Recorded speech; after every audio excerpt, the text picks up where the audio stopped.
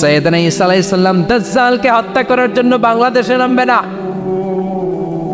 দাজ্জালকে হত্যা করার জন্য সৌদি আরবেও নামবে না, মিশরেও নামবে না, ইরাকেও নামবে না, লেবাননেও নামবে না, আলজেরিয়াতেও নামবে না, তিউনিসিয়াতেও নামবে না, মরক্কোতেও নামবে না। সাইয়েদনা ঈসা আলাইহিস সালাম দাজ্জালকে হত্যা করার জন্য ফিলিস্তিনের দামেস্কের জামে মসজিদের সবচেয়ে বড় মিনারার পাশে দুইজন ফেরেশতার পাখার উপরে ভর করে জমিনে নেমে আসবেন। এই জায়গাটা অনেক গুরুত্বপূর্ণ জায়গা। আল্লাহ বলেছেন বারাক না হাওলা, এই পুরো এলাকাটাকে আমি বরকত দিয়ে ছেয়ে দিয়েছি। পড়েন আল্লাহু আকবার। আবার এই জায়গায় বিশাল একটা যুদ্ধ হবে। ফিলিস্তিনের একটা শহর আছে আল গৌতা, এই গৌতা শহরে মুসলমানদের কেন্দ্রবিন্দু হবে। কিয়ামতের আগ দিয়ে যা যা ঘটবে সব এই ফিলিস্তিনে ঘটবে। এই জন্য তিন আর জাইতুনের কসম কাটার মধ্য দিয়ে ফিলিস্তিনের কসম কেটেছে কে? এই ফিলিস্তিনের বাইতুল হাম, যেটাকে বলে বেথেলহাম, এই বেথেলহাম সিটিতে ঈসা আলাইহিস সালামের জন্ম। সুবহানাল্লাহ পড়েন। মনে থাকবে কোন শহরে? বেথেলহাম। বেথেলহাম শহরে ঈসা আলাইহিস সালামের জন্ম। তার মানে আল্লাহ ঈসা নবীর জন্মস্থানের কসম কাটলেন। এরপরে আল্লাহ বললেন ওয়াতুরে সিনিন, তুর পাহাড়ের কসম, সিনাই পর্বতের কসম। তুর পাহাড় হলো মিশরে, মিশর হলো মূসা আলাইহিস সালামের জন্মস্থান। আর ওয়াহাদাল বালাদিল আমিন, এই নিরাপদ শহরের কসম, মানে মক্কাতুল মুকাররমার কসম। মক্কা মুকাররমা কার জন্মস্থান? জোরে বলেন, আরো জোরে বলেন। বিশ্বনবীর জন্মস্থান। তিনজন বড় বড় পয়গাম্বর যেই তিন দেশে এসেছে, আল্লাহ তিনটা দেশের কসম কাটলেন। তিনটা বড় বড় শরীয়তের ধারক বাহক এই তিনজন নবী, উলুল আজমি মিনার রাসূল। এজন্য আল্লাহ বললেন ওয়াত্তিনি ওয়াজ-যাইতুনি ওয়া তুরি সিনিন ওয়া হাযাল বালাদিল আমিন। তিন আর জাইতুনের কসম, মানে ফিলিস্তিনের কসম। ওয়া তুরি সিনিন, তুর পাহাড়ের কসম, মিশরের সবচাইতে উঁচু পাহাড়, যে পাহাড়ের চূড়ার উপরে উঠে সাইয়েদনা মূসা আলাইহিস সালাম সরাসরি আল্লাহর সাথে কথা বলেছেন। ওয়া কাল্লামাল্লাহু মূসা তাকলিমা, সরাসরি without any media, without any via সাইয়েদনা মূসা আলাইহিস সালাম আল্লাহর সাথে কথা বলতেন। পৃথিবীতে চারটা আসমানি কিতাব সবচাইতে সেরা। এক হচ্ছে তাওরাত, দ্বিতীয়ত জাবুর, তৃতীয়ত ইনজিল, চতুর্থত কোরআন। তাওরাত আল্লাহ নাজিল করেছেন সাইয়েদনা মূসা আলাইহিস সালামের উপর, জাবুর নাজিল করেছেন দাউদ আলাইহিস সালামের উপর, ইনজিল নাজিল করেছেন ঈসা আলাইহিস সালামের উপর, আর বিশ্বনবীর উপর নাজিল করেছেন কোরআন। ঠিক কিনা? এই তাওরাতকে রব্বুল আলামিন স্বয়ং নিজ হাতে লিখে কাঠের ফলকের মধ্যে, তক্তার মধ্যে লিখে সাইয়েদনা মূসা আলাইহিস সালামকে দিয়েছেন। সুবহানাল্লাহ। এটাকে আরবিতে বলে আলওয়াহ। লাউহের প্লুরাল হচ্ছে আলওয়াহ। কাঠের তক্তার মধ্যে আল্লাহ নিজে তাওরাত লিখেছেন। কিসের মধ্যে লিখছেন? কথা বলেন, শুনতেছেন? মনোযোগ আছে? কাঠের তক্তার মধ্যে তাওরাত লিখলেন। লিখে মূসা আলাইহিস সালামকে বললেন, মূসা ফিহি বুরহান, ফিহি হুদা, ফিহি হিদায়া। এই হচ্ছে তাওরাত কিতাব, আমি নিজ হাতে লিখে দিয়েছি। এর মধ্যে হেদায়েত আছে, এর মধ্যে বরকত আছে, এর মধ্যে বুরহান আছে, দলিল আছে। যাও এই কাঠের তক্তার মধ্যে লেখা তাওরাত কিতাবকে নিয়ে যাও, বনি ইসরাইলের কাছে এই তাওরাত কিতাবের দাওয়াত দাও। সাইয়েদনা মূসা আলাইহিস সালাম ছিলেন অনেক শক্তিশালী নবী। উনি ভাবলেন অল্প কয়েকটা তক্তা, কাউকে ডাকার দরকার নাই, আমার ভাই হারুন রে লাগবে না, আমি যথেষ্ট। আমার ভাই হারুন রে কষ্ট করে পাহাড়ের উপরে টেনে আনার দরকার নাই, 3-4টা তক্তা আমি নিজেই নিতে পারবো, নিজেই নিতে পারবো মনে করে সাইয়েদনা মূসা আলাইহিস সালাম আল্লাহর লেখা তক্তার উপরে যে তাওরাতের ফলক, এই ফলক ধরে টান দিয়েছে উঠানোর জন্য। আল্লাহ যেহেতু কিতাব দিয়েছে নিয়ে যায়, কিন্তু কি আজীব তামাশা, তক্তা ধরে কাঁধে তুলবে তো দূরের কথা, নাড়াতেই পারে না। সুবহানাল্লাহ আসতে বলেন, নাড়াতেই পারেন। ওনার এত শক্তি, উনি এক থাপ্পড় মেরে ফেরাউনের বাবুর্চিকে ওই জায়গার মধ্যে দুনিয়া থেকে বিদায় করেছিলেন। এক ধাক্কা মারলে 10 জন 10 হাত দূরে যেয়ে পড়তো। উনি রেগে গেলে ওনার মাথার চুলগুলো টুপি আর পাগড়ি ভেদ করে উপরের দিকে এরকম খাড়া হয়ে দাঁড়িয়ে যেত। স্বয়ং মালাকুল মাউতকে থাপ্পড় মেরে চোখ কানা করে দিয়েছিলেন। এর কারণ মালাকুল মাউত মানুষের সুরাতে আসছিল আর অনুমতি নেয় নাই। ঘরের মধ্যে ঢুকার আগে অনুমতির দরকার আছে না নাই? কি সুন্দর ইসলাম, হোয়াট এ প্রাইভেসি ইন ইসলাম। কত সুন্দর প্রাইভেসি ইসলাম আমাদেরকে শিখিয়েছে। আপনি ঘরে ঢুকবেন, অনুমতি নিয়ে ঢুকবেন। কার কথা? এক সাহাবী বললেন, নবী আমার ঘরে 2 ঘর। কয়টা? 2টা মাত্র রুম। এক রুমে থাকি আমি, আর এক রুমে থাকে আমার আম্মা জান। যেই আম্মা জানের বুকের দুধ খেয়ে আমি 10 মাস পেটের ভেতরে ছিলাম, 2 বছর বুকের দুধ খেয়ে বড় হলাম। আমার আম্মা জান থাকে এক রুমে, আমি থাকি আর এক রুমে। ও নবী, আমার মায়ের রুমে ঢোকার আগেও কি অনুমতি নেওয়া লাগবে নাকি? বিশ্বনবী বললেন, ও সাহাবা, আতুহিব্বু আন তারাহা উরিয়ানা, do you like to see your father naked? তুমি কি তোমার মাকে নেকেড দেখতে চাও? তুমি কি তোমার মাকে উলঙ্গ দেখতে চাও? সাহাবী বললেন, কাল্লা, কখনোই না। বিশ্বনবী বললেন, ইদান তাস্তাদিন, তোমার মাকে যদি উলঙ্গ দেখতে না চাও তাহলে অবশ্যই অবশ্যই অবশ্যই তোমার মায়ের ঘরে ঢোকার আগে অনুমতি নিয়ে ঢুকবা। সুবহানাল্লাহ। মায়ের ঘরে ঢোকার আগে অনুমতি নিতে হবে। তাহলে ভাইয়ের ঘরে, বোনের ঘরে, ভাবির ঘরে, হ্যাঁ, ঢুকাই যাবে না। ভাবির ঘরে ঢোকা যাবে? কারো ঘরে ঢোকার আগে অনুমতি নিতে হবে। এটাকে বলে প্রাইভেসি। ইসলামী প্রাইভেসি কি গুরুত্ব দেয়? কারণ আপনি হয়তো এমন একটা সময় চলে যাবেন ঘরের ভিতরে আপনার আম্মা ওই সময় হয়তো হালকা পোশাক পরে, সিম্পল কোনো কাপড় পরে শুয়ে আছে, ঠিক কিনা? ওই পোশাকে সে আপনার সামনে আসতে চায় না। আপনি যখন নক করবেন, আপনি যখন সালাম দিবেন, পারমিশন চাইবেন, সে হয়তো ওনাকে ঢেকে চাদর পরে সুন্দর করে জামাটা পরে তারপরে আপনার সামনে আসবে। চিল্লায় বলেন ঠিক কিনা? এজন্য অনুমতি নিয়ে ঢোকা ফরজ। কারো ঘরে যখন যাবেন আগে সালাম দিবেন, 3 বার সালাম দিবেন। 3 বার সালাম দেওয়ার পরে যদি উত্তর না পাওয়া যায় চলে যাবেন। কার কথা? মানতে রাজি আছেন তো? এগুলো মানি না, এই জন্যই ঘরে অশান্তি, ফ্যামিলিতে অশান্তি। চোখের হেফাজত নাই, নজরের হেফাজত নাই। এই নজরের লাগাম যদি টেনে ধরতে পারেন, ফ্যামিলির 50% সমস্যা এমনিই চলে যাবে। চিল্লা এখন ঠিক কিনা? সাইয়েদনা মুসা আলাইহিস সালামের কাছে মালাকুল মাউত, মৃত্যুর ফেরেশতা, মানুষের সুরাতে এসেছিল, অনুমতি নেয় নাই, হুট করে ঘরে ঢুকছে। ঢুইকা কয়, আনা মালাকুল মাউত, আমি মৃত্যুর ফেরেশতা, জিইতু আন আকবাদা রূহাক, আপনার রূহ কবজ করতে আসছি। মুসা আলাইহিস সালাম দেখতেছে একজন সলিমুদ্দি। মুসা নবী দেখে কি, আর সলিমুদ্দি কয় কি, আমি মালাকুল মাউত। ভেজাল আছে না নাই? সাইয়েদনা মুসা আলাইহিস সালাম দেখে দিব্যি সাধারণ মানুষ, আর সে বলে আমি তোমার রূহ কবজ করতে এসেছি। মুসা আলাইহিস সালাম রেগে গেলেন। অনেক মেজাজ ওয়ালা নবী ছিলেন। রাগের চোটে এক থাপ্পড় দিলেন। থাপ্পড় খেয়ে মালাকুল মাউতের এক চোখ নাই। বুখারীর বর্ণনা, ফাসাক্কাহু ফাফাকু আইনা, থাপ্পড় মারলেন, চোখ শেষ। মালাকুল মাউত বাঁচার জন্য দিলেন দৌড়। এক দৌড়ে আল্লাহর আদেশে আল্লাহর আরশে চলে গেলেন। যে বলে, মাবুদ এমন নবীর কাছে পাঠিয়েছেন, আরসালতানি ইলা আবদিন লা ইউরিদুল মাউত, এমন বান্দার কাছে পাঠিয়েছে ওই বান্দা মরতে চায় না, খালি মারতে চায়। কি করতে চায়? মরতে চায় না, মারতে চায়। দেখেন কি করছে আল্লাহ। বললেন, ও মালাকুল মাউত, ভুল করছো, সালাম দাও না, অনুমতি নাও না, মানুষের সুরাতে গেছো, আর নবীও সাধারণ নবী না, মেজাজ ওলা নবী, ঠিক কিনা? চিন্তা করে লাভ নাই, আমি কথা বলবো। সাইয়েদনা মুসাকে আল্লাহ ডেকে বললেন, ও মুসা, তুমি নাকি মরতে চাও না, খালি মারতে চাও। সাইয়েদনা মুসা বলেন, না মাবুদ, আমি তো চিনি নাই, এটা যে মালাকুল মাউত আমি তো চিনি নাই, চিনলে তো তার গায়ে আমি হাত তোলার সাহস করতাম না।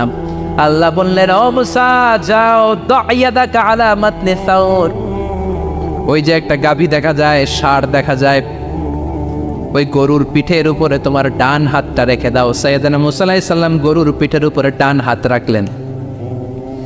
আল্লাহ বললেন, মুসা, তোমার ডান হাতের নিচে গরুর যতগুলো পশম, প্রত্যেকটা পশমের বিনিময়ে তোমার 1 বছর করে হায়াত আমি বাড়িয়ে দিলাম। মরতে যখন চাও না, মারতে যখন চাও, আরো কয়েক বছর মারো, হায়াত আমি বাড়িয়ে দিলাম। মুসা আলাইহিস সালাম বললেন, আল্লাহ সুম্মা মাদা, এই হাতের নিচে গরুর যত পশম তত আমার হায়াত বেড়ে যাবে। ধরলাম হাতের নিচে 2000 পশম, 2000 বছর হায়াত বাড়িয়ে দিলেন, কিন্তু সুম্মা মাদা 2000 বছর পরে কি হবে আগে ওইটা কোন? ওই ঝামেলাটা ভাঙের আগে আল্লাহ বললেন মূসা সুম্মাল মাউত, তারপরে তো তোমাকে মরতেই হবে, এই পৃথিবীতে আসলেই মরতে হয়। কুল্লু নাফসিন যায়িকাতুল মাউত, এই পৃথিবীতে যারা একবার আসবে তাদেরকেই মরতে হবে, ঠিক কিনা? সাইয়েদনা মূসা আলাইহিস সালাম বললেন ফাল আনা, তাহলে আর দেরির দরকার নাই, এখনই আমাকে নিতে বলেন। সুবহানাল্লাহ। মালাকুল মাউত এসে মূসা আলাইহিস সালামের রূহ কবজ করে ফেললেন। এই মূসা আলাইহিস সালামের সাথে সরাসরি আল্লাহর কথা হতো এই তুর পাহাড়ের উপর, আর এই তুর পাহাড়ের নামে কসম কেটেছে কে? ওয়া তুরি সিনিন। আল্লাহ বললেন তিন আর জাইতুনের কসম, মানে ফিলিস্তিনের কসম।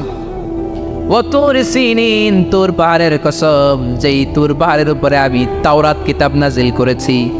তাওরাত কিতাবটাকে কাঠের ফলকের মধ্যে লিখে বললেন মূসা নিয়ে যাও। মূসা আলাইহিস সালাম নিতে পারে না, মনে আছে?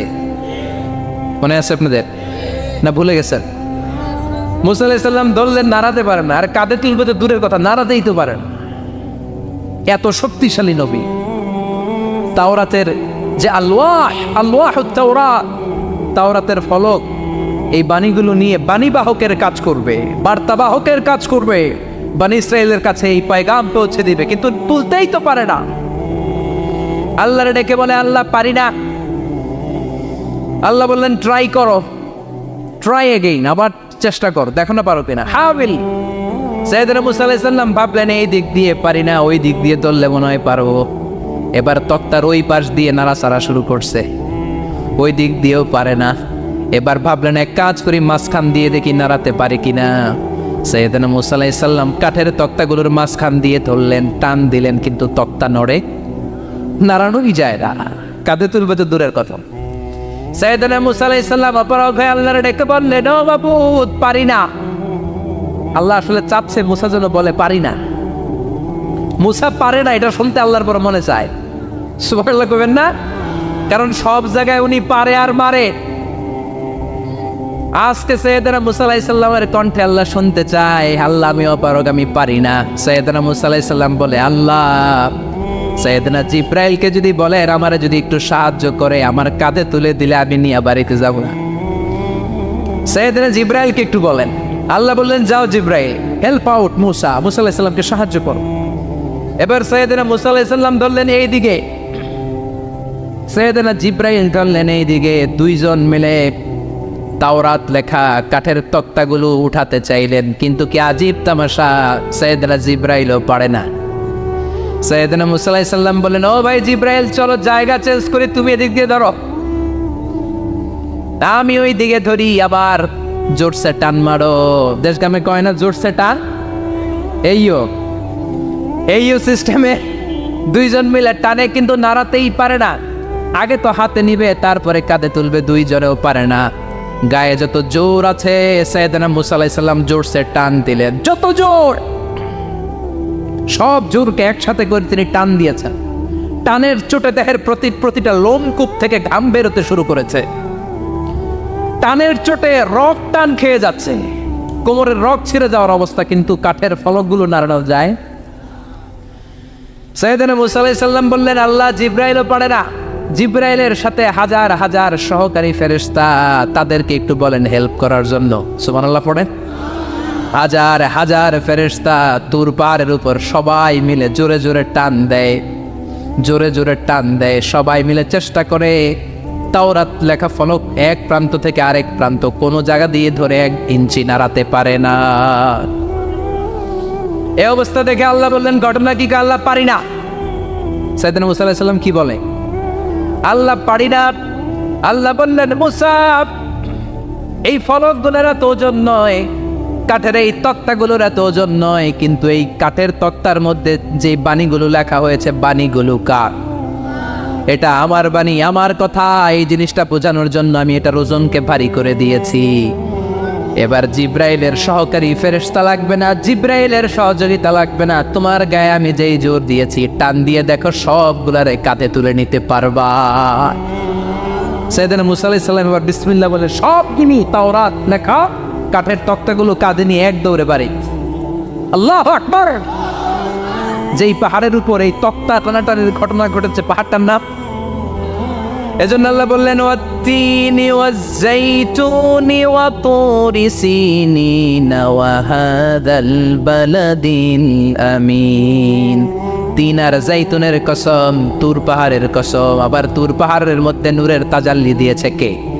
ফালাম্মা তাজাল্লা রাব্বুহু জাআলাহু দাক্কান ওয়া খাররা মূসা সাইকা। সাইয়েদনা মুসা আলাইহিস সালাম বললেন আল্লাহ তোমাকে দেখতে চাই। আল্লাহ বললেন দেখতে পারবে না, পাহাড়ের দিকে তাকাও, পাহাড়ের মধ্যে নূরের তাজাল্লি দেব, যদি পাহাড় টিকে যায় তাহলে দেখতে পাবা। আল্লাহ যখন তুর পাহাড়ের উপর তাজাল্লি মেরেছেন, পাহাড় ভেঙে খান খান হয়ে যায়, সাইয়েদনা মুসা আলাইহিস সালাম বেহুশ হয়ে যায়। এই বেহুশ হওয়ার ঘটনা আর পাহাড় জ্বলে ছাই হওয়ার ঘটনা যেখানে ঘটেছে, ওই পাহাড়টার নাম জোরে বলেন। ওই তুর পাহাড়ের কসম কেটেছে কে? ওয়াতুরি। ওয়াতুরি 2285 মিটার উঁচু, অনেক উঁচু পাহাড়। আবার ইয়াজুজ মাজুজ যখন পৃথিবীতে আক্রমণ করবে, ইন্না ইয়াজুজ ওয়া মাজুজ মুফসিদুনা ফিল আরদ। তামাম জাহানে ইয়াজুজ মাজুজ যখন আক্রমণ করবে, তামাম পৃথিবীটাকে যখন লন্ডভন্ড করে দিবে, সাইয়েদনা ঈসা আলাইহিস সালাম মুমিন বান্দাদেরকে নিয়ে যেই পাহাড়ের উপর আশ্রয় নিবেন সেটা হলো এই তুর পাহাড়। সুবহানাল্লাহ। ঈসা আলাইহিস সালাম মুমিনদেরকে নিয়ে এক পাহাড়ে চলে যাবেন এই ইয়াজুজ মাজুজের অত্যাচার থেকে বাঁচার জন্য। এদেরকে ইংরেজিতে বলে Gog Magog. If you search in Google by writing Gog and Magog, আপনি পেয়ে যাবেন ইয়াজুজ মাজুজের কাহিনী। হাত্তা ইযা ফুতিহাত ইয়াজুজ ওয়া মাজুজ ওয়া হুম মিন কুল্লি হাদাবিন ইয়ানসিলুন। লক্ষ লক্ষ ইয়াজুজ মাজুজের বাহিনী আসবে। এই ইয়াজুজ মাজুজের বাহিনীর অত্যাচার, অবিচার, অনাচার, জুলুম থেকে, মারামারি থেকে বাঁচার জন্য মুসলমানরা ঈসা আলাইহিস সালামের নেতৃত্বে যেই পাহাড়ের উপর আশ্রয় নিবেন, ওই পাহাড়ের নাম হলো তুর পাহাড়। ওই পাহাড়ের নাম কি? কোরআনে অনেকবার আল্লাহ তাআলা এই তুর পাহাড়ের কথা বলেছেন। আমি নিজে এই তুর পাহাড়ের চূড়ায় উঠেছি 2 বার। পাথরের পাহাড়, মাঝরাতে উঠতে হয়। এই তুর পাহাড়ের নিচে একটা গির্জা আছে, খ্রিস্টানদের প্রাচীনতম গির্জা, সেন্ট ক্যাথেরিনা গির্জা। এই গির্জার ভিতরে ঢুকেছিলাম দেখার জন্য। এটা পবিত্র জায়গা। মুসা আলাইহিস সালাম যখন যাচ্ছিলেন, আল্লাহ বললেন ফাখলা'না আলাইক ফাখলা'না আলাইকা ইন্নাকা বিল ওয়াদিল মুকদ্দাসি তুয়া। শুজ অফ, জুতা খুলে ফেলো। মুসা জুতা খুলে ফেলো। ইন্নাকা বিল ওয়াদিল মুকদ্দাসি তুয়া। You are in a very holy valley, very sacred valley. একটা পবিত্র উপত্যকায় তুমি এসেছো। এর চাইতে উন্নত এবং পবিত্র উপত্যকা আমি মহাবিশ্বে কোথাও সৃষ্টি করি নাই। চিল্লায় পড়েন সুবহানাল্লাহ। মাঝরাতে এই তুর পাহাড়ে উঠতে হয়, ব্যাকপ্যাক নিয়ে যেতে হয়, সেখানে পানি টানি খাবার দাবার নিয়ে ওঠা লাগে। 3-4 ঘন্টা লাগে উঠতে, নামতে আবার 3-4 ঘন্টা। সকালে 10টা-11টার পরে আর তুর পাহাড়ে থাকা যায় না, কারণ আমাদের বাংলাদেশের পাহাড়গুলো মাটির পাহাড়, তুর পাহাড় হচ্ছে পাথরের পাহাড়। পাথরের পাহাড়ে যখন সূর্যের আলো লাগে, পাথরের পাহাড় গরম হয়ে যায়। আমরা মাঝরাতে উঠতে শুরু করলাম। আমরা যখন উঠতেছি দেখলাম খ্রিস্টিয়ান কমিউনিটির একটা গ্রুপ, তারাও উঠছে, ইহুদিদের একটা গ্রুপও উঠছে, কারণ এটা 3 ধর্মের লোকদের কাছে তীর্থস্থান। এই তুর পাহাড়ের চূড়ায় ছোট্ট একটা মসজিদ আছে, 7-8 জন নামাজ পড়া যায়। খ্রিস্টানদের একটা গির্জা আছে, ইহুদিদের একটা সিনাগগ আছে। ফজরের সময় উঠলাম, পুরো সিলসিলাতুল জিবাল তুর পাহাড় দেখলাম। অবাক হলাম, এই পাহাড়ে বিশ্বনবী মেরাজের রাতে নেমে দোয়া করেছেন, ঠিক কিনা? এই পাহাড়ে ঈসা আলাইহিস সালাম মুমিনদেরকে নিয়ে ইয়াজুজ মাজুজের আক্রমণ থেকে বাঁচার জন্য আশ্রয় নেবেন। এই তুর পাহাড়ের কসম কোরআনের ভেতরে কেটেছে কে? এজন্য আল্লাহ বললেন ওয়াত্তিনি ওয়াজ্জাইতুনি ওয়া তুরি সিনিনা ওয়া হাযাল বালাদিল আমিন। তিন আর জাইতুনের কসম, ওই মিশরের তুর পাহাড়ের কসম, ওয়া হাযাল বালাদিল আমিন, এই নিরাপদ শহরের কসম। শহরটার নাম কি? কি নাম?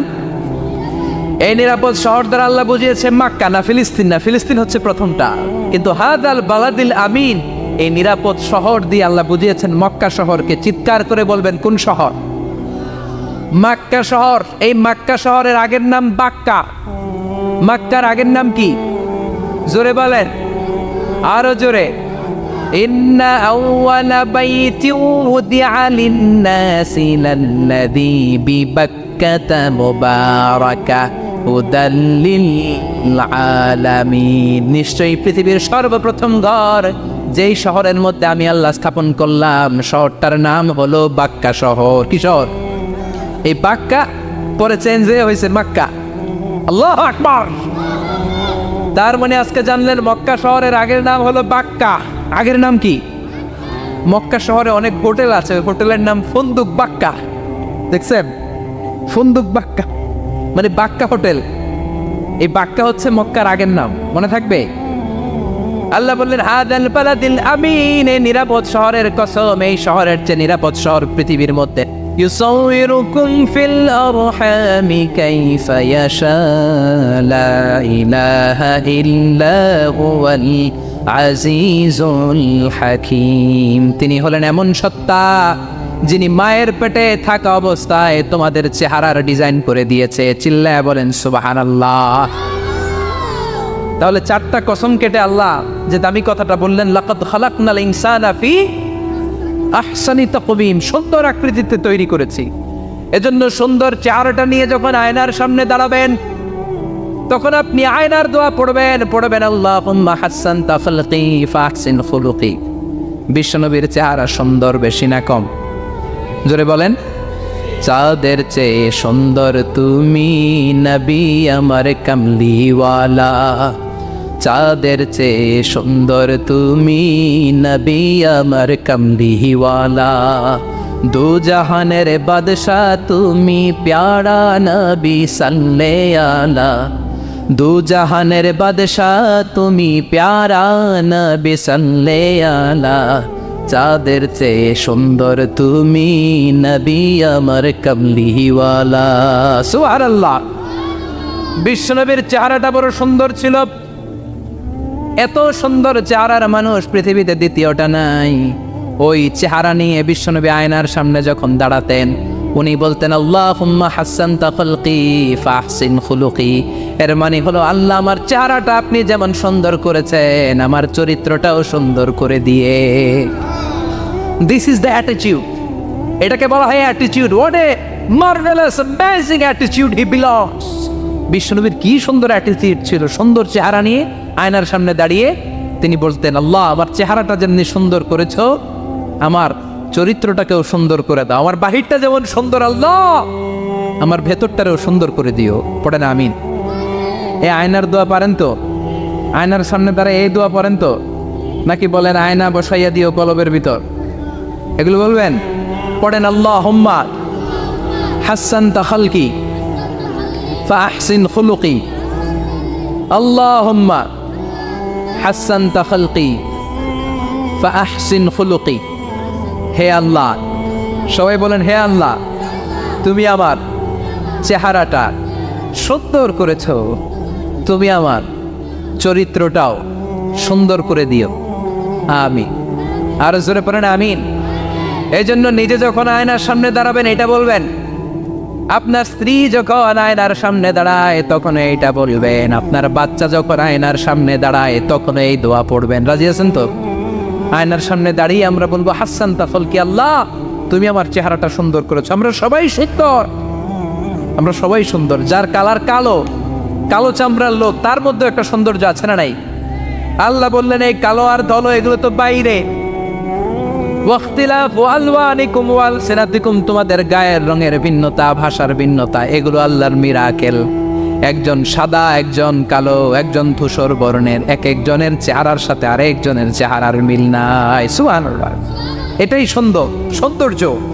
এজন্য আল্লাহ বললেন লাকাদ খালাকনাল ইনসানা ফি আহসানি তাকওয়িম, আমি গোটা মানব জাতিকে চমৎকার একটা স্টাইল দিয়ে তৈরি করেছি। এই স্টাইলের সাথে পৃথিবীর কোনো প্রাণীর কোনো মিল থাকে না। সুবহানাল্লাহ। কি অসাধারণ আমাদের কাঠামো। আপনি যদি হিউম্যান ব্রেইন নিয়ে চিন্তা করেন, আমাদের ব্রেইনের ক্যাপাসিটি কিন্তু অনেক বেশি। এই পৃথিবীতে সবচেয়ে পাওয়ারফুল যে কম্পিউটার আবিষ্কার করা হয়েছে এটার নাম Cray one super computer. United States of আমেরিকাতে যারা মিলিটারি বেসে জব করে তাদের ম্যাথমেটিক্যাল ইকুয়েশন ড্র করার জন্য, সলিউশন করার জন্য এই ক্রে-1 সুপার কম্পিউটার তারা ইউজ করে। বিজ্ঞানীরা হিউম্যান ব্রেইনের ক্যাপাসিটির সাথে ওই ক্রে-1 সুপার কম্পিউটারের তুলনা করেছে। তারা তুলনা করে দেখেছে ক্রে-1 সুপার কম্পিউটারের চেয়েও আমাদের ব্রেইন শতগুণ বেশি শক্তিশালী। আমাদের হেয়ারিং সিস্টেম নিয়ে যদি আপনি গবেষণা করেন অবাক হয়ে যান। এই যে কানের মধ্যে এখানে পেঁচানো দেখা যায়, এটা কি আল্লাহ এমনি এমনি দিছে? মা খালাকতা হাদা বাতিলা, এমনি এমনি আল্লাহ কিচ্ছু দেয় নাই। এই পেঁচানো ডিজাইন না থাকলে আপনি শুনতে পেতেন না। আপনার কান দুইটা যদি কেটে কান কাটা রমজান করে দেয়, আপনি কোনো আওয়াজ শুনতে পাবেন না। এই কানের ডিজাইনগুলো, এই আঁকাবাঁকা পথগুলো আল্লাহ তাআলা দিয়েছে ইথারে ভেসে আসা সাউন্ডগুলোকে ইলেকট্রিক্যাল সিগন্যালের মাধ্যমে ভেতরে ঢুকানোর জন্য। কানের 3টা পার্ট থাকে, একটা হচ্ছে আউটার এয়ার, একটা হচ্ছে মিডল এয়ার, তারপরে হচ্ছে ইনার এয়ার, মাঝখানে এয়ার ড্রাম থাকে।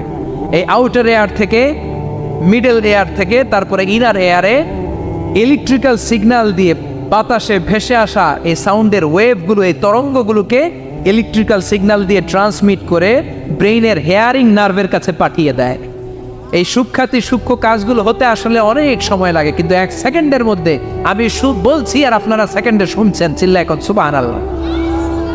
আবার কান যেখানে রাখা দরকার আল্লাহ ওইখানে রাখলেন, চোখ দুইটা যেখানে দেয়া দরকার ওইখানে দিলেন, নাক যেখানে দেয়া দরকার ওইখানে, মুখ যেখানে দেয়া দরকার। এর চেয়ে সুন্দর করে কি আর তৈরি করা যেত?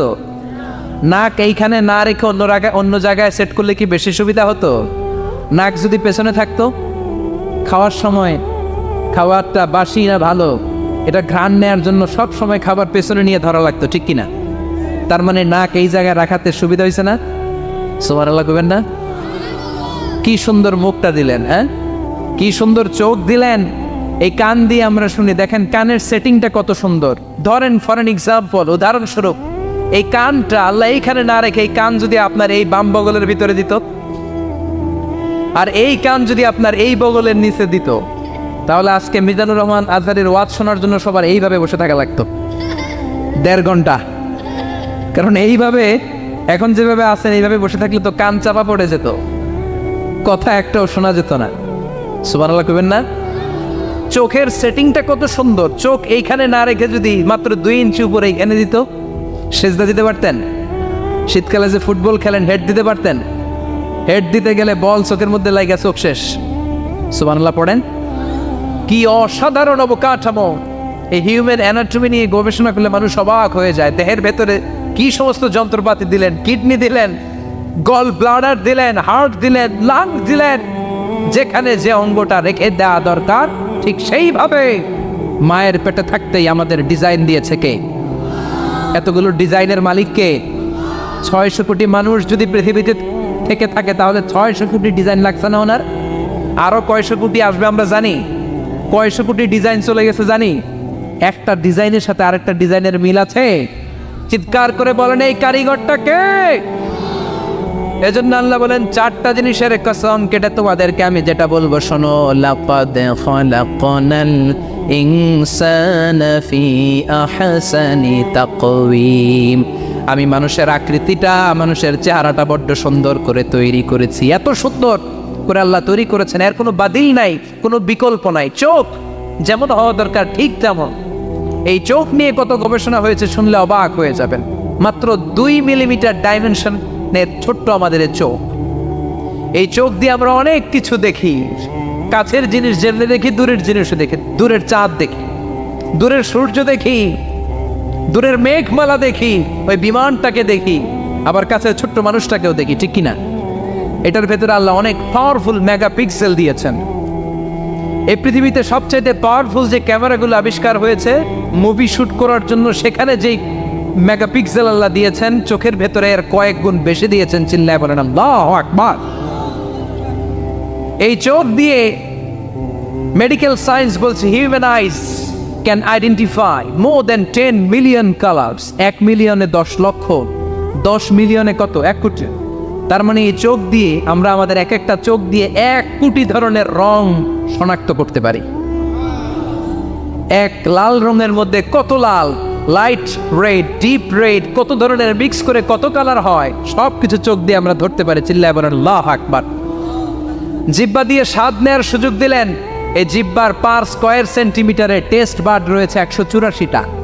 সেই হিসাবে আপনার জিহ্বার উপরিভাগ দিয়ে আপনি 10,000-এরও বেশি ধরনের খাদ্যের স্বাদ আস্বাদন করতে পারেন। চিৎকার করে পড়েন আল্লাহু আকবার।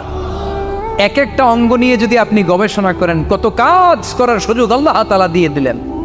206টা নাকি হাড্ডির পিস রেখেছে আল্লাহ এক একটা দেহের ভিতরে। 206টা না, 206টা হাড় আছে। আমাদের প্রত্যেকের দেহের ভিতরে কয় পিস হাড্ডি? কথা কয় না, 206টা। সবচেয়ে ছোট হাড়টা আছে কানের ভেতরে। সুবহানাল্লাহ পড়েন। সবচেয়ে ছোট হাড়। এক একটা অঙ্গ কত সুন্দর এরকম বেন্ড করা যায়, হাত পা নাড়ানো যায়, এইখানে একটা টুইস্ট করা যায়, এইখানে টুইস্ট করা যায়, আবার কবজি টুইস্ট করা যায়, আবার এইখানে এক একটা আঙ্গুলে কতগুলো টুইস্ট করা যায়। সুবহানাল্লাহ কইবেন না? কত কাজ এ হাতের। এই হাত দিয়ে ঘুষি মারা যায়, হ্যাঁ, হাত দিয়ে আটার খামির বানানো যায়, হাত দিয়ে ভারী জিনিস উত্তোলন করা যায়। আবার এই হাত দিয়ে দেখেন ক্রিকেটাররা কি সুন্দর বল করে, এটা দিয়ে স্পিন বল করে, লেগ স্পিন করে, অফ স্পিন করে, পেস বল করে। এক হাতের মধ্যে কত কারসাজি। সুবহানাল্লাহ করে না? আবার বা হাতে স্পিন করে না, বল এদিকে পড়ে ওদিকে চলে যায়, আছে না নাই? আবার এই আঙ্গুল দিয়ে কত কাজ। বাজার থেকে বাজার করে যখন বাজারের ব্যাগ যখন নিয়ে আসেন, হাতে ধরেন নাকি আঙ্গুলে ধরেন, কত কাজ। এই আঙ্গুল দিয়ে মোবাইল টিপে আমরা মোবাইল ইউজ করি, আঙ্গুল দিয়ে ল্যাপটপে আমরা টাইপ করি। ডাক্তাররা এই আঙ্গুল দিয়ে সুই ইউজ করে সূক্ষ্ম সূক্ষ্ম সার্জারির কাজগুলো করে। অবাক হয়ে যাবেন এই আঙ্গুলের কত কাজ। এই আঙ্গুল দিয়ে আবার এখন ক্রিকেটেও এরকম 2 আঙ্গুল তুললে ছক্কা, আছে না নাই? আবার 1 আঙ্গুল তুললে আউট, আবার এটা তুললে ভিক্টরি, বিজয় চিহ্ন। দেখবেন যত নেতা খেতা করে পুলিশে ধরে এটা দেখায়, আছে না নাই? এইভাবে কত ধরনের নমুনা আমরা ইউজ করি, কতভাবে হাতগুলোকে ইউজ করি, কতভাবে পা গুলোকে ইউজ করি। দেহের এই সৌন্দর্য আমাদের দান করেছে কে? লাকাদ খালাকনাল ইনসানা ফি আহসানি তাকওয়িম। আমি মানুষকে সব চাইতে সুন্দর আকৃতিতে তৈরি করেছি। সুবহানাল্লাহ পড়েন, চিল্লায় পড়েন আল্লাহু আকবার। আল্লাহ বললেন মানুষ সব চাইতে সেরা, মানুষ হলেন সব চাইতে সেরা। মানুষ যখন সেরা হয়, মানুষের চাইতে সেরা কেউ হয় না। আবার মানুষ যদি নিকৃষ্ট হয়ে যায়, মানুষের চাইতে নিকৃষ্ট কেউ হতে পারে না, ঠিক কি না? আল্লাহ বললেন মানুষের আকৃতি আমি বড্ড চমৎকার করে বানালাম। সবচেয়ে সুন্দর আকৃতি মানুষের। সবচেয়ে সুন্দর আকৃতি কার? জোরে বলেন।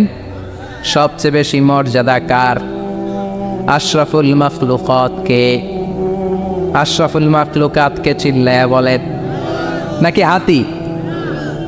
রয়্যাল বেঙ্গল টাইগার শক্তিশালী না? এটা এটা তো মানুষ খেয়ে ফেলায়, তো এটাই না আশরাফুল মাখলুকাত হওয়া দরকার? হাতি সবচেয়ে শক্তিশালী না? তো এইটাই না আশরাফুল মাখলুকাত হওয়া দরকার? এগুলো কোনটাই আশরাফুল মাখলুকাত না। আশরাফুল মাখলুকাত হচ্ছে মানুষ। আশরাফুল মাখলুকাত কি? চিল্লায় বলেন আশরাফুল মাখলুকাত কে?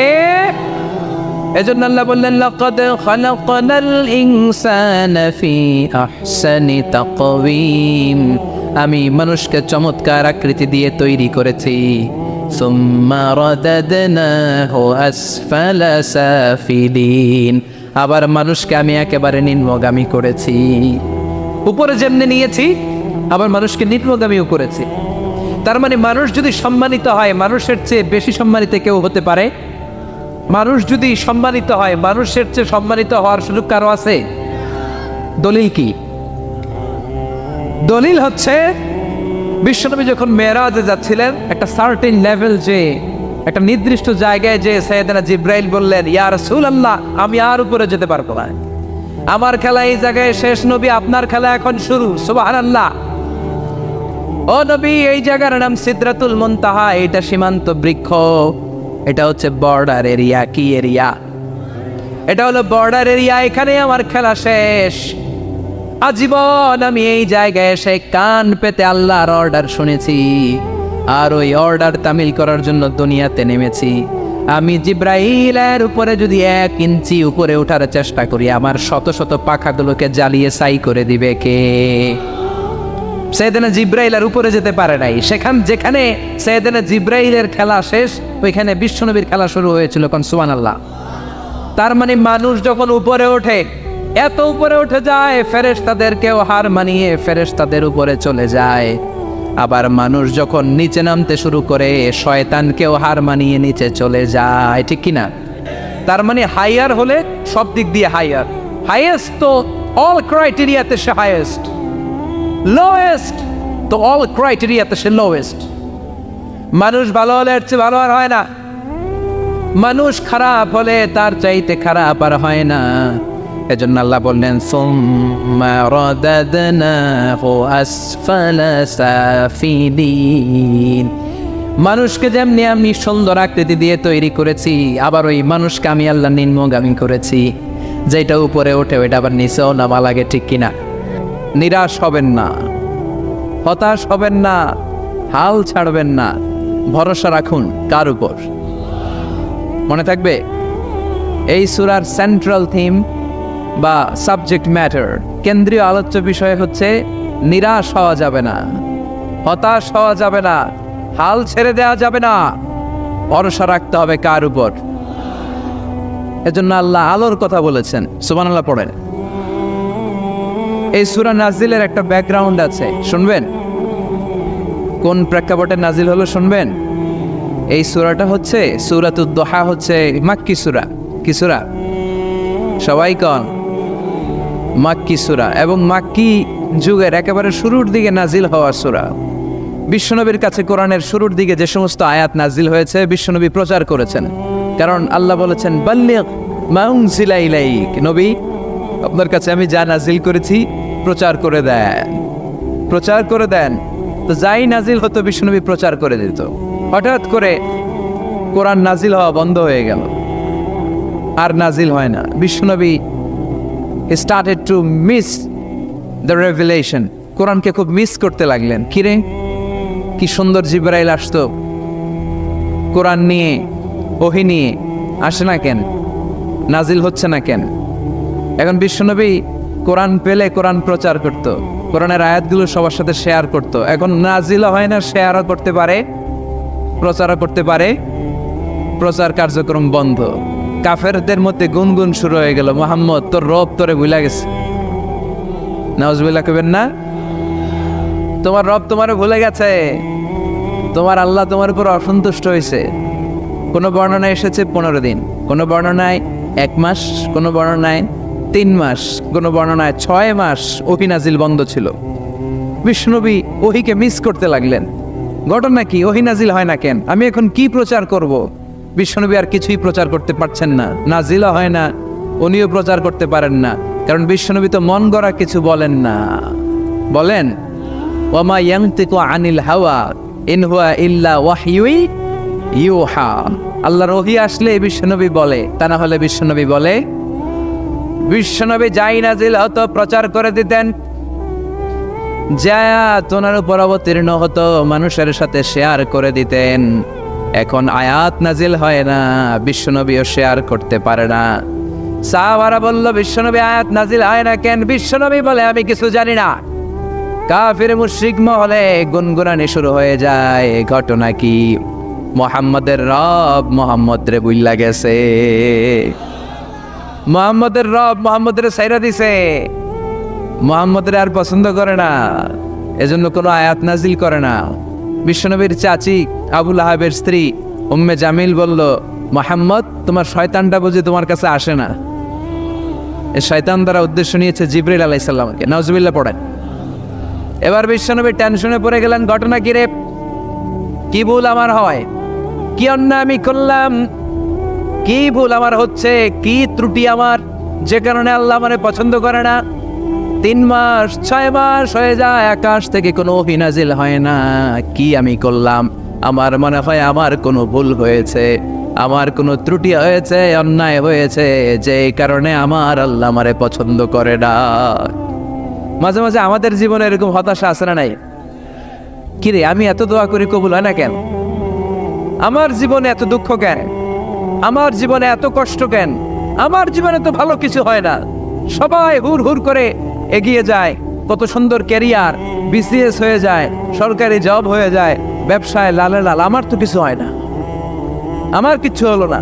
এরকম হতাশা আছে না নাই? এই সূরা আপনাকে শিখাতে চায়, don't be sad, don't be frustrated, don't be upset. Upset হয় না, হতাশ হয়েও না, ভরসা রাখো কার উপর?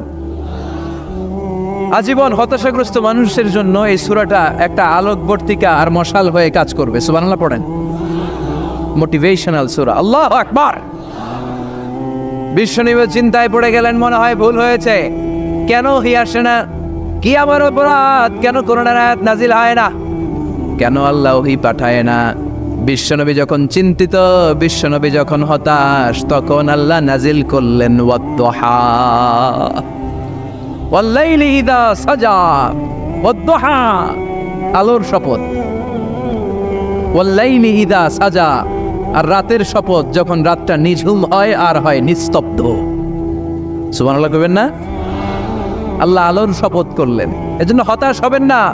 See the sunlight, go out, see the nice day. কত সুন্দর দিন, কত সুন্দর আলোক উজ্জ্বল দুপুর, কত সুন্দর সকাল। সুবহানাল্লাহ পড়েন। হতাশ হবার কোনো কারণ নাই। আপনার আল্লাহ আপনার সাথে আছে না নাই? আপনি আপনারা যত ভালোবাসেন তার চেয়েও আপনারা বেশি ভালোবাসে কে? আপনার বাবা মা আপনারা যত মায়া করে তার চেয়েও আপনারা বেশি মায়া করে কে? আল্লাহ বললেন ওয়াদ-দুহা, সকালবেলার সূর্য কিরণের শপথ, ওয়াল-লাইলি ইযা সাজা, আর রাত্রির শপথ, রাত্রিটা যখন নিঝুম হয় আর নিস্তব্ধ হয়। সুবহানাল্লাহ পড়েন। তাহলে আল্লাহ আলো আর অন্ধকারের শপথ বা কসম কাটলেন, ঠিক কিনা? আলো দ্বারা আল্লাহ তাআলা ওহীর আগমনকে বুঝিয়েছেন, আর অন্ধকার দ্বারা ওহীর অনুপস্থিতি বুঝিয়েছেন। সুবহানাল্লাহ। আল্লাহ বুঝাতে চাইলেন, নবী আমি আপনার উপর রাগ করি নাই, আমি আপনারে বলে যাই নাই যেমনটা কাফির মুশরিকের বাচ্চারা বলে, আমি আপনারে ছেড়ে দেই নাই, আমি আপনার উপর অসন্তুষ্ট হই নাই। সব সময় যদি সূর্যের আলো থাকে, রাত্রে ঘুমাইতে পারবেন? ধরেন 365 দিনই খালি আলো আর আলো, খালি সূর্যের আলো, রাত আর নাই, ভাল লাগবে? আবার সব সময় রাত, সূর্যের আলো নাই, ভাল লাগবে? রাত দিন দুইটার দরকার আছে না নাই? এই আলো দ্বারা আল্লাহ ওহীর কথা বুঝালেন। আল্লাহ বুঝাতে চাইলেন, নবী আলোর শপথ আর অন্ধকারের শপথ, আমি যেমনি আলোর পর অন্ধকার দেই, তেমনি ওহীর পর মাঝে মাঝে ওহী না পাঠিয়ে আপনাকে বিশ্রাম নেওয়ার সুযোগ করে দেই। বিশ্বনবীর কত ভালোবাসতেন আল্লাহ, কারণ ওহী রিসিভ করার মধ্যে একটা কষ্ট আছে না নাই? ও নবী, সব সময় যদি ওহী নাজিল হয়, আপনার স্নায়ু, আপনার দেহ, আপনার মাংসপেশি এই ওহী রিসিভ করতে পারবে না, আপনার স্নায়ু এটা বরদাস্ত করতে পারবে না। ওহীর একটা কিরণ আছে, সূর্যের যেমনি তেজ আছে, আলো আছে, ওহীরও কিরণ আছে। সব সময় এই কিরণ আকাশ থেকে আপনার গায়ে পড়লে আপনি সহ্য করতে পারবেন না। তেমনি আলোর পরে যেমনি আধারের দরকার, কিছুদিন ওহী আসার পরে ওহী বন্ধ থাকার দরকার আছে না নাই? সুবহানাল্লাহ পড়েন। বিশ্বনবীর আরামের জন্য আল্লাহ ওহী বন্ধ করে দিলেন। আল্লাহু আকবার। কারণ সব সময় ওহী আসাটা ভালো না। সব সময় ওহী আসলে বিশ্বনবী সহ্য করতে পারতেন না। কারণ মা আয়েশা বলতেন, শীতের রাতে যখন বিশ্বনবীর উপর ওহী নাজিল হতো, ওহীর প্রেসারে বিশ্বনবীর গলার দাড়ি দিয়ে ঘাম ঝরে ঝরে পড়তো। আমরা তো মাগনা কোরআন পাইছি, কোনো কষ্ট করা লাগে নাই, কোনো পরীক্ষা করা লাগে নাই। বিশ্বনবী যখন কোরআন রিসিভ করতেন, মিসলা সলসলাতিল জারাস, বুখারীর বর্ণনা, ঘন্টার ধ্বনির ন্যায় দপ্তরি যখন হাই স্কুলের ছুটি দেওয়ার জন্য ধামধাম করে ঘন্টা বাজায়, এর কাছে যে কান লাগিয়ে দাঁড়িয়ে থাকা যায়, যেরকম বিকট আওয়াজ হয়, এরকম আওয়াজে ওহী আসতো। আর এই ওহী রিসিভ করতে যে মাঘ মাসের কনকনে শীতের রাতে বিশ্বনবী ঘেমে ঘেমে একাকার হয়ে যেতেন। আবার বিশ্বনবী যখন ওটের উপরে বসা অবস্থায় ওহী নাজিল হতো, ওহীর ভাড়ে, ওহীর চাপে, ওহীর প্রেসারে, কোরআনের প্রেসারে ওটের বুকটা জামিনের মধ্যে লেগে যেত। আবার ঘোড়ার উপরে বসে থাকা অবস্থায় যখন কোরআনের আয়াত ওহী নাজিল হতো, ঘোড়ার পাগুলো মরুভূমির বালুর ভেতরে দেবে যেত। বিশ্বনবীর এক সাহাবা যায়েদ রাদিয়াল্লাহু তাআলা আনহুর পায়ের মধ্যে মাথা রেখে বিশ্বনবী একবার ঘুমাচ্ছিলেন। 1 ঘন্টা 2 ঘন্টা ঘুমিয়ে রইলেন, জায়েদ মাথায় ব্যথা পায় না। হঠাৎ বিশ্বনবী ঘুম থেকে জাগলেন। জাগার পর ওইখানে কি হয়েছে? এত গ্যাদারিং এর ভেতরে সমস্যা তো হবেই, গরম লাগবে, ধাক্কা ধাক্কি, আমারে দেখা যাবে না, এই ভাই আপনি সরান, এই ক্যামেরা নামাও, এগুলো বলা যাবে? এগুলো বললে আজকে আমি ওয়াজ করতে পারবো? যে যেইখানে যে অবস্থায় আছেন আল্লাহর ওয়াস্তে বসেন। আমি আর অল্প কয়েক মিনিট কথা বল। আমি জানি অনেকে আমাকে দেখতে পাচ্ছেন না, মাইকের অবস্থাও ভালো না, যতটুকু শোনা যায় পিন ড্রপ সাইলেন্ট লাগবে, পিন পতন নীরবতা। নীরব না হলে তো ওয়াজ করা যাবে? আর কোনো আওয়াজ শুনবো আমি? তাহলে থামেন।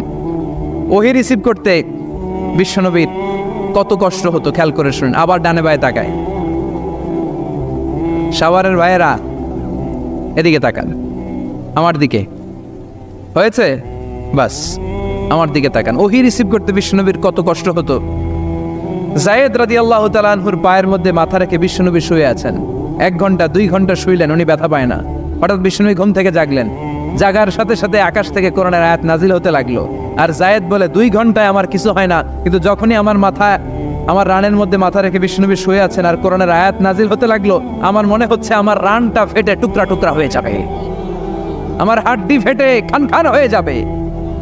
ওহির বার, তার মানে একটা কাঠিন্যতা আছে না নাই? এজন্য আল্লাহ বিশ্বনবীরা ডেকে বললেন, নবী আমি রাগ হই নাই, আমি আপনারে ভুলে যাই নাই। বারবার সূর্যের আলো থাকলে, সব সময় সূর্যের কিরণ থাকলে যেমনি আরাম লাগে না, বারবার ওহি রিসিভ করতে যেই কষ্টটা আপনার হয়, আমি আরশের উপর থেকে দেখে আমার সহ্য হয় না। এজন্য আপনাকে বিশ্রামের ব্যবস্থা করে দিলাম। এই জন্য কিছুদিন ইচ্ছা করে আমি ওহি বন্ধ করে দিলাম। والضحى والليل إذا سجى ما ودعك ربك وما قلى। সকালবেলার সূর্য কিরণের শপথ, রাতের নিস্তব্ধতার নিঝুম রাত্রির শপথ। মা ওয়াদ্দাআকা রব্বুকা ওয়া মা ক্বালা। আপনার রব আপনারে ভুলে যায় নাই, আপনার উপর অসন্তুষ্ট হয় নাই। সুবহানাল্লাহ পড়েন। তাহলে কাফেররা যা বলেছে এটা ওদের মুখের উপরে, জোরে কোন ঠিক কিনা? উম্মে জালিল বিশ্বনবীকে যে গালি দিয়েছে, ওর গালি ওর মুখের উপরে, জোরে বলেন ঠিক কিনা? আমার নবীরে যারা কবি বলে গালি দেয়, ওই গালি ওদের মুখের উপরে, ঠিক কিনা? আমার নবীরে যারা পাগল বলে গালি দেয়, ওদের গালি ওদের মুখের উপরে, ঠিক কিনা? আমার নবীরে যারা লেস কাটা নির্বংশ বলে, ওদের 14 গোষ্ঠী নির্বংশ, জোরে বলো ঠিক কিনা? আমার নবীর সম্মানের বিরুদ্ধে যদি কথা বলে, তাদের বিরুদ্ধে আমাদের হুঙ্কার আর লড়াই আছে না নাই? বিশ্বনবীরে গালি দিলে কলিজা আগুন লাগে? কার কার লাগে? হাত তুলে আল্লাহর দেখা।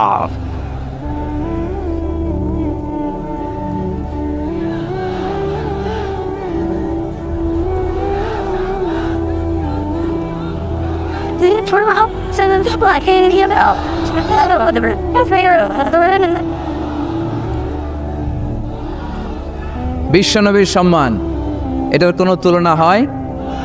বিশ্বনবীর লাইফ নিয়ে কথা বলা অসাধারণ এক লাইফ, ওনার বায়োগ্রাফি, এটা অসম্ভব। এটা তলাবিহীন সাগরের মতো। বিশ্বনবীর গিয়ে যদি কথা বলতে শুরু করে, এটা অনেকটা তলাবিহীন সাগরের মতো। এটা সাগর কিন্তু কি নাই? কথা কয় না, কি নাই? বিয়ন্ডলেস, বাউন্ডলেস, বটমলেস, ঠিক কিনা? As a father, as a husband, as a teacher, as a lawgiver, as a lawmaker, as a reformer of the society, as a messenger, as a commander, Muhammad is the superman of the world. গোটা বিশ্বের জন্য তিনি Superman হয়ে এসেছে। এজন্য আমার নবীরা যারা গালি দেয়, এগুলো পিতৃ পরিচয়হীন জারদ সন্তান। বিশ্বনবীর সম্মান নিয়ে উল্টাপাল্টা করলে এটা সহ্য করা হবে না, জোরে কোন ঠিক কিনা? তুমি আমারে গালি দাও, আমি মেনে নিব। আমার বাপরে গালি দাও, মেনে নিব। আমার দলের গালি দিবি, মেনে নিব। কিন্তু আমার নবীরে গালি দিলে খবর আছে না নাই? আমার নবীর দিকে, আমার নবীর সম্মানের দিকে বা হাত তুললে ওই বা হাত কেমন করে ভেঙে দিতে হয় সেটাও আমাদের জানা আছে, জোরে কোন ঠিক কিনা? বিশ্বনবীর সম্মান ইটস অ্যান আনপ্যারালাল ইস্যু। এই ইস্যুতে হেফাজত নাই, এই ইস্যুতে জামাত নাই, এই ইস্যুতে চরমনাই নাই, এই ইস্যুতে সরসিনা নাই, এই ইস্যুতে তাবলীগ নাই, আওয়ামী লীগ নাই, জামাত নাই। 17 কোটি মানুষ এক প্ল্যাটফর্মে দাঁড়িয়ে যায়, চিল্লায় বলেন ঠিক কিনা? কারণ এই নবীর সুপারিশ ছাড়া আমি আপনি জান্নাতে যেতে পারবো না, জোরে কোন ঠিক কিনা? এজন্য নবীর ভালোবাসা, নবীর প্রতি মাহাব্বত অন্তরে থাকার দরকার আছে না নাই?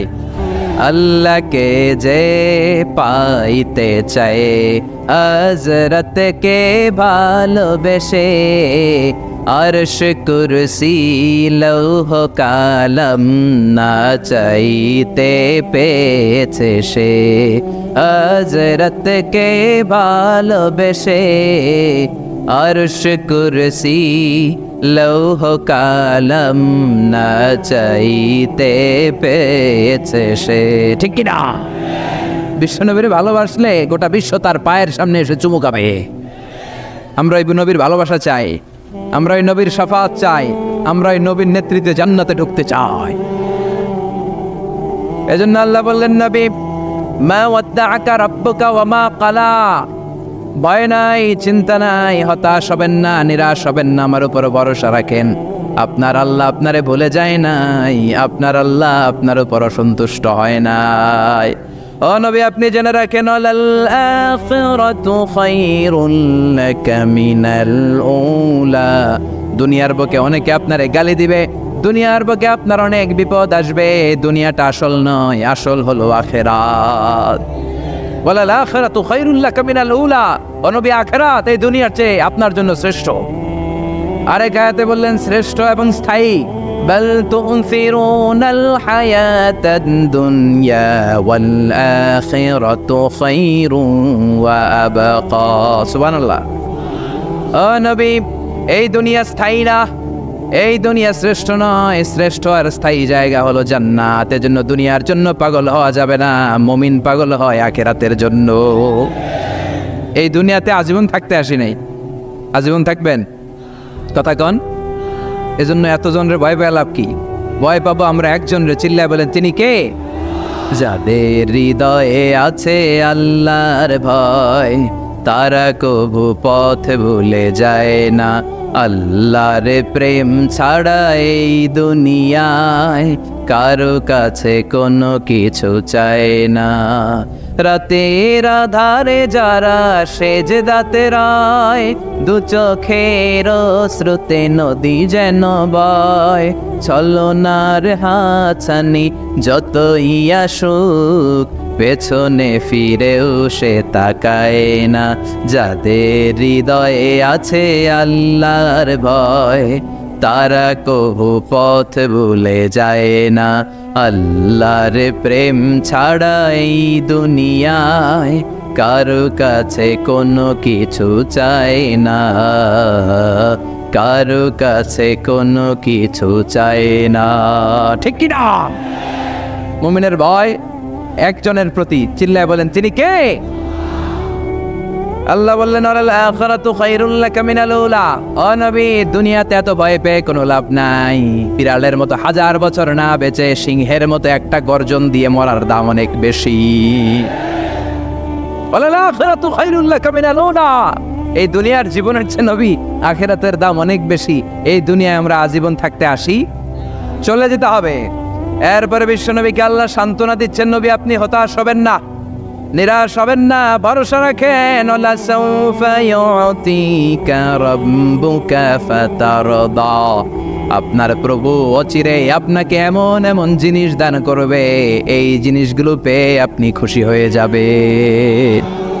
কি সুন্দর ওয়াদা। ও নবী, আপনি হতাশ হবেন না, আপনি টেনশন নিয়েন না, আমি তো আছি। সুবহানাল্লাহ পড়েন। কে বলে? জোরে বলেন, কে বলে? বিশ্বনবীরে বললেন, ওয়ালা সাউফা ইউতিকা রাব্বুকা ফাতারদা, আপনার রব অচিরে এমন কিছু আপনারে দিবে, আপনি খুশি হয়ে যাবেন। And verily indeed your Lord will give you something that will make you happy. সুবহানাল্লাহ বলেন। অচিরেই আপনার রব আপনারে এমন এমন কিছু দিবে, এগুলো পেয়ে আপনি খুশি হয়ে যাবেন। নবীরে খুশি করাই আল্লাহর কাজ। এজন্য বিশ্বনবীর উপাধি দিয়েছেন আল্লাহ হাবিব। বিশ্বনবীকে আল্লাহ কি ডেকেছেন? আর ইব্রাহিম আলাইহিস সালামকে ডেকেছেন খালিল মানেও বন্ধু, হাবিব মানেও বন্ধু। খালিল মানে এমন বন্ধু যে বন্ধু আল্লাহরে খুশি করার জন্য কাজ করে, আর হাবিব মানে এমন বন্ধু যেই বন্ধুরে খুশি রাখার জন্য আল্লাহ নিজেই কাজ করে। এজন্য আল্লাহ বললেন, নবী